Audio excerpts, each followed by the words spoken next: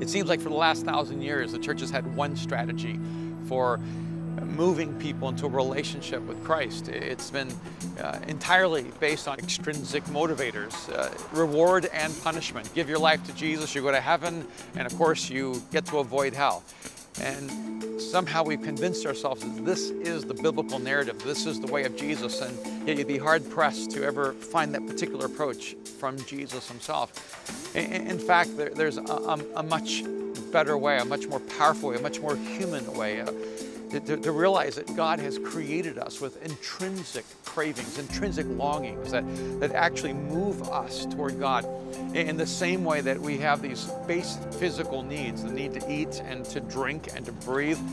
You know, eventually you get hungry and you go find food. Eventually you get thirsty and you go find some way to quench that thirst. Eventually, and very quickly by the way, you start suffocating when you don't get the oxygen that you need, and you start gasping for air. And that determination to find what we need for physical survival, it's even deeper and more powerful when we begin to listen to the intrinsic narratives of the human soul.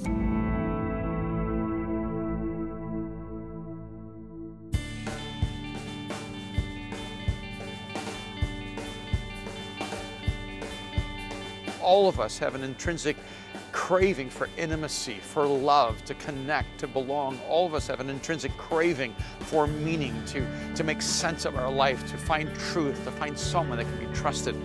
Each of us have an intrinsic craving for destiny, to believe that our lives can be significant for this thing that we describe as purpose, that all of us long for our lives to actually matter. And is it possible that these intrinsic cravings, these intrinsic narratives were placed within each of us by God, and that this was His way of leveraging everything in His direction in the same way that it drives us to eat and to drink and to breathe? Our souls are driven to find God.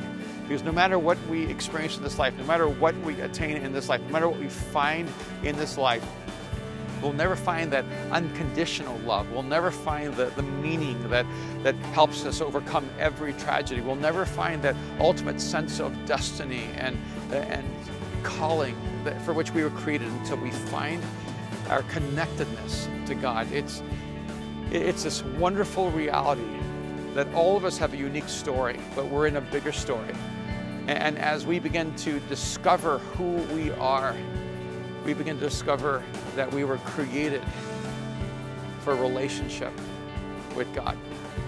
Maybe that's why Jesus said, "I'm the way and the truth and the life," and that no one comes to the Father except by Him, because He understands that He is the one who wrote our story and is the only one that can finish it well.